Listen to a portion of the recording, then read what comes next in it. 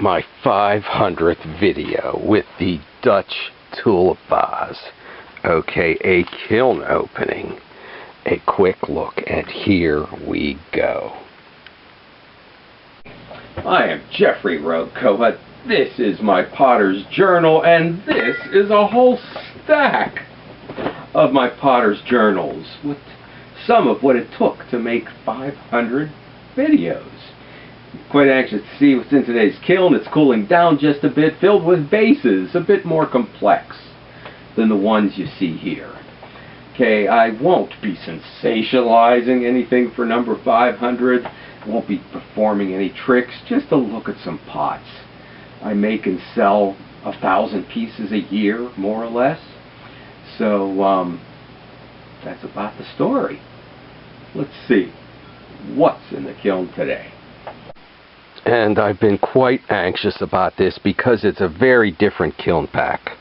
I have got shelves coming up on that side, including a quarter broken shelf.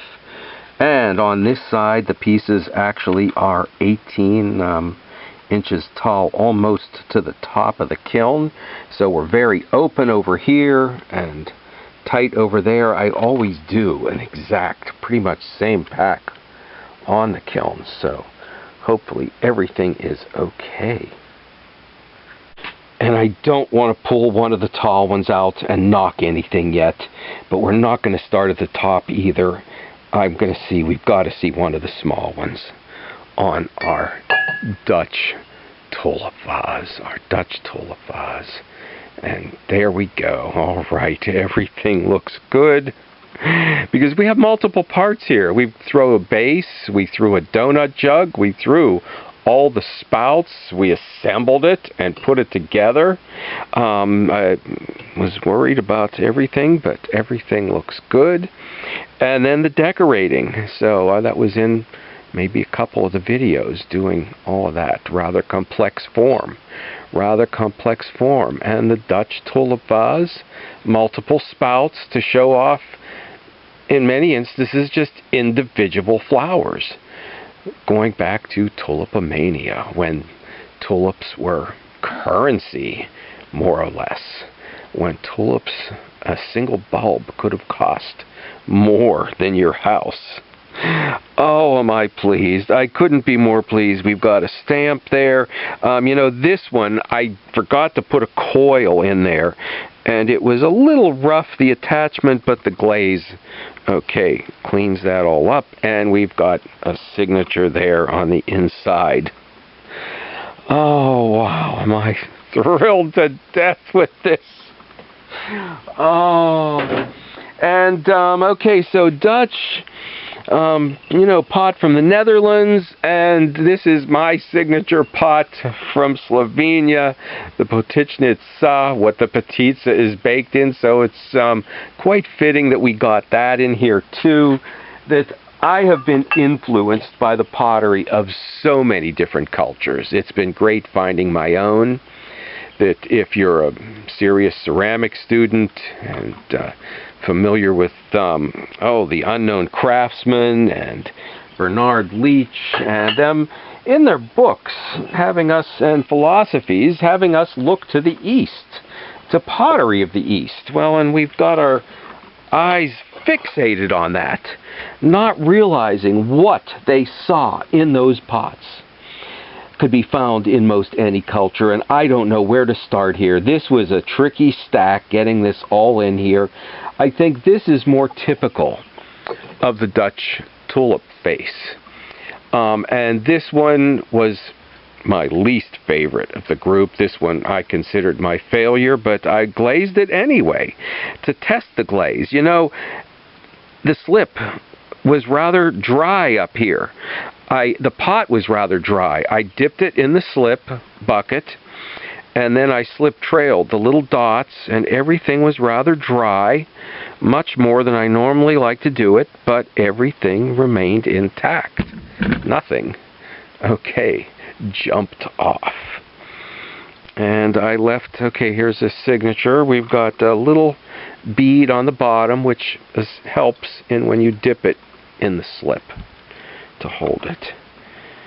So, this one I called a cheater's version. So if, you know, you're watching this and this is way too complicated for me, go back to the cheaters video. And that's not really what it is. It's a more simplistic design. That these were little balls of clay that I put on there and poked a hole through. This one, okay, I do like the design where I dip it in the slip. It was dipped up to there.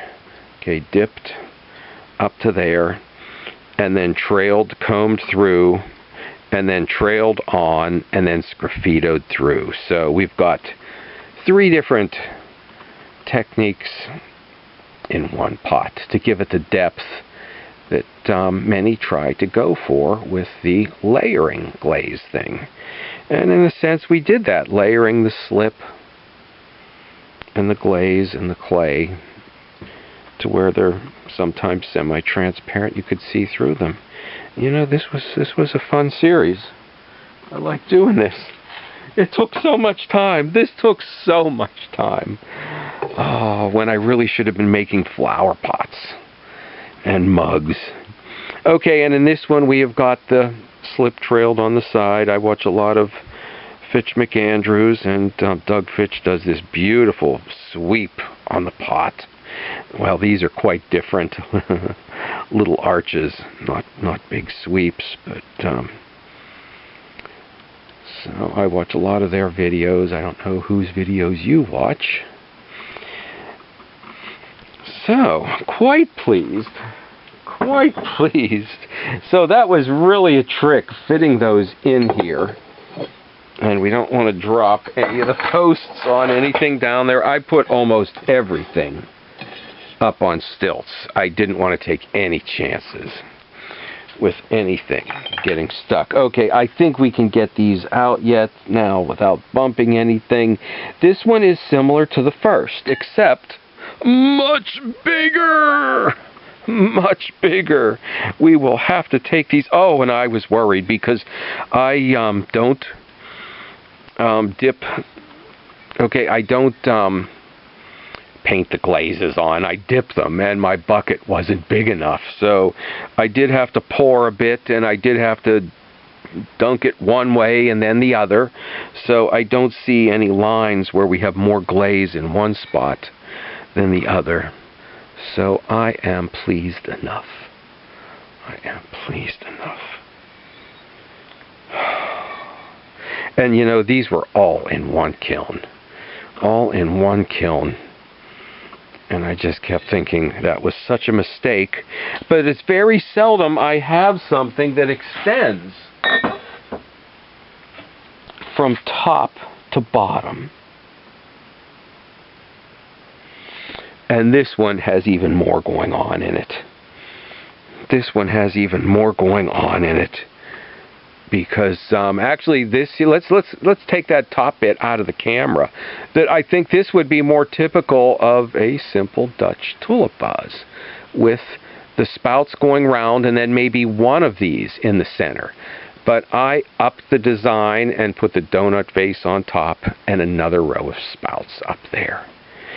So, and down here I did the the brush on the slip as opposed to dip, and it was really a lot thinner than I would have liked, but I don't think that's a problem because that really allowed the emphasis on the trailing to show much better.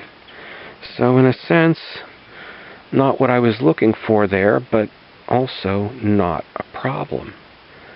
And we will have to take maybe another look at these, getting them outside. This part I was worried about cracking because it was really hard to get in there and smooth it out, attaching the spouts. But I worked a cloth, a sponge down in there, a leather if you have one would have worked too. Should you be going to make one, actually do let me know if you'd attempted any vase here. I think yeah, it was Corey G. I was so excited to see her version of the simple vase that I did. And Kendall. I think it was. I tried one of the, not cheaters versions, but the more simple. Okay, and we saw my pizza pan on the top, the simple version, and here it is. Okay, with the more, with a bit more of the decorative element. There's two styles of these quite often. There's actually, everybody has their own style, if you looked at enough of them. But they often come with a straight rim or a crimped rim. The straight rim ones often have what I call the Slovenian squiggle. But it's very nice that doing this now for 3 or 4 years to have come up with my, studying all the old Slovenian pots, that coming up with my own distinctive way of doing it. And one more pot in here today. Okay. These can be used as little batters.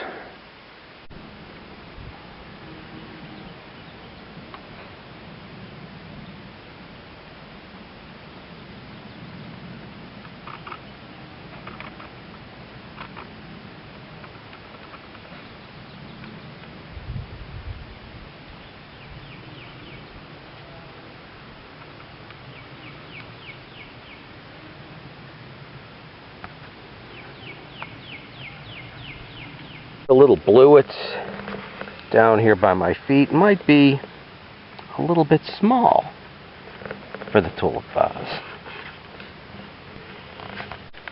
It's a great time for the dogwoods, but they are so far up there. And dogwoods near and far. Okay, from here all the way probably down to Katie Cook Pottery Way, too. And now the wood hyacinths are nice, but these are in the neighbor's yard. And I may get in trouble if I pick these. And the money plants might work, but maybe it would be best if I let it grow some money.